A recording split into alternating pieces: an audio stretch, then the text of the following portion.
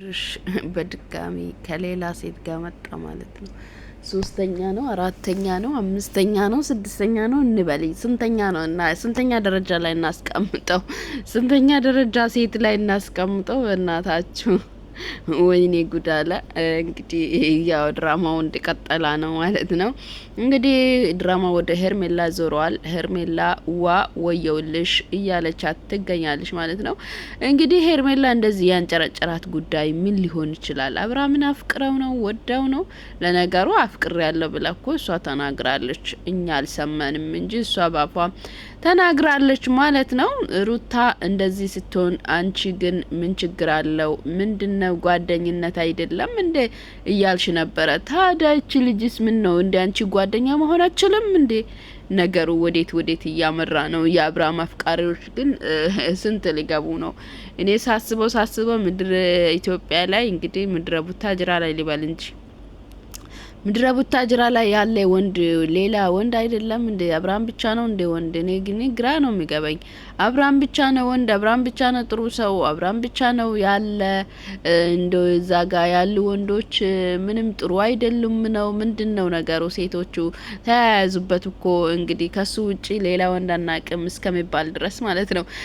ሰላም ውድ ቤተሰቦቼ፣ ለቤቴ አዲስ ከሆናችሁ ላይክ፣ ሼር፣ ሰብስክራይብ አድርጉልኝ። እንግዲህ ሰላማችሁ ብዝት ይበል በያላችሁበት። ሀሳብ አስተያየቶቻችሁን በኮሜንት ላይ አስቀምጡ። ዛሬም በአዲስ ቪዲዮ ከች ብዬላችኋለሁ።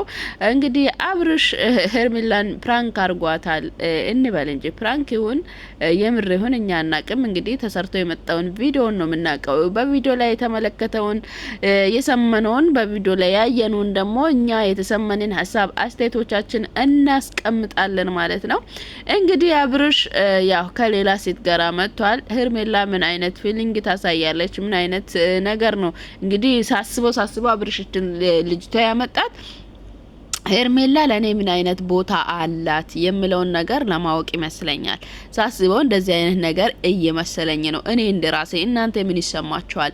እናንተ ምን ታስባላችሁ? አብርሃም ምን አስበው ነው ይሄንን ፕራንክ የሰራው ብላችሁ ታስባላችሁ? እንግዲህ ሄርሜላ አትያዥው፣ አትንኪው፣ አትዳሽሽው እያለች ትገኛለች ማለት ነው።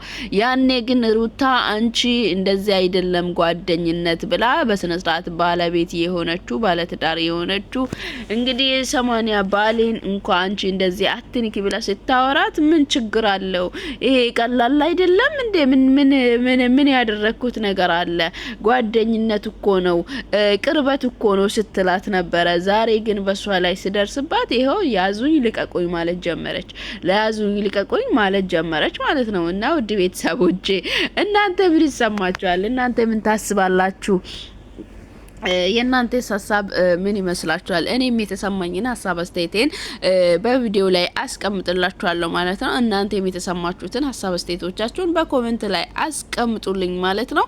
በዛውም ላይክ፣ ሼር፣ ሰብስክራይብ እያደረጋችሁ የደወል ምልክቷን በመጫን ቤተሰብ መሆናችሁን አትርሱ ማለት ነው። ውድ ቤተሰቦቼ እንግዲህ ዛሬ ብቅ ብለናል። በአዲስ ነገር ነው የመጣነው። እስቲ ቪዲዮን እንመልከትና ሀሳብ አስተያየቶቻችን በቪዲዮ ላይ እንሰጣለን ማለት ነው።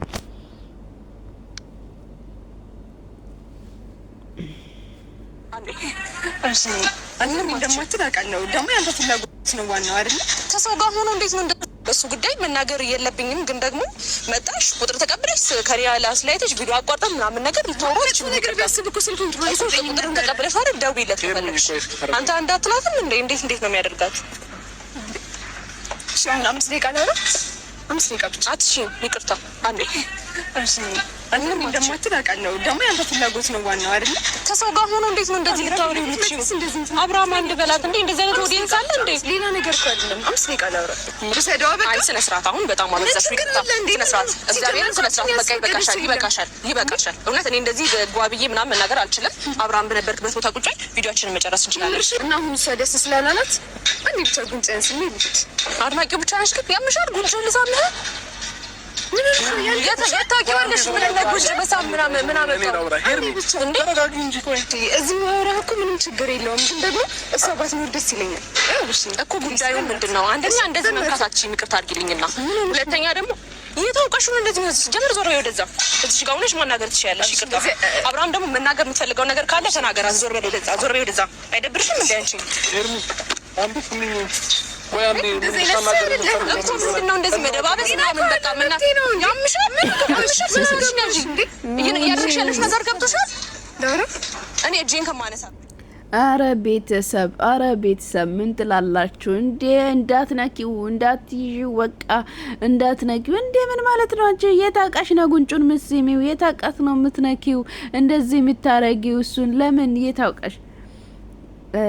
አረ ቤተሰብ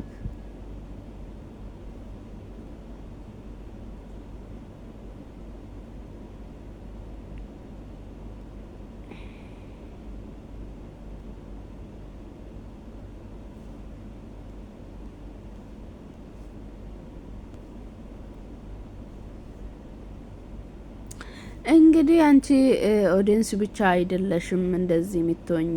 ኦዲንስ ብትሆኚ እንደዚህ አትሆኝም። አንቺ ሌላ ነገር አለሽ፣ ሌላ ስሜት አለሽ ብላ ሄርሜላ አብርሽን እንዳትነኪው አለቻት። አረ ጉድ ነው። የሰው ባላ እንደዚህ መንጠልጠል አለ እንዴ?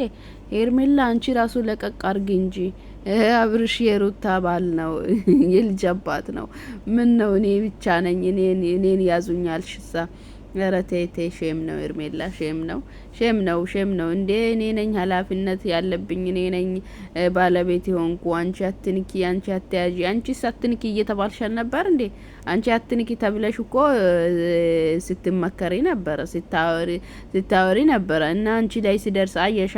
ለሰው የሚሰማውን አንዳንድ ጊዜ ሌላ ሰው በራሱ ላይ ሲደርስበት ነው ፊል ሊያደርግ የሚችለው እንጂ ያ ሰው ስናገር ሊሰማ አይችልም። አሁን ሩታ በዛን ሰዓት ላይ በጣም ብዙ ጊዜ ትናገር ነበር፣ ብዙ ጊዜ ታወራ ነበር፣ ብዙ ጊዜ ትለው ነበረ። ግን በዛ ሰዓት ለሷ ምንም አልመሰላትም ነበረ። ግን አሁን በራሷ ላይ ሲመጣ ግን እርግጠኛ ነኝ ይኸው ያዙኝ ልቀቆኝ ማለት ጀመረች ማለት ነው። ይኸው ሁላችንም ብንሆን ሁሉም ነገር በራሳችን ላይ ሲደርስብን እንጂ በራሳችን ላይ ሳይደርስብን ስቀር ምንም ሊመስለን አይችልም። እና በጣም ነው የሚያሳዝነው። ሄርሜላ በጣም ታሳዝኛለሽ። ሩታን እንኳን እንደዛ ሆነ አንቺ ምንም እንትን እያደረግሻት አልነበረም። እና በጣም ነው የሚያሳዝነው። ውድ ቤተሰቦቼ ዛሬ ግን ከሄርሜላ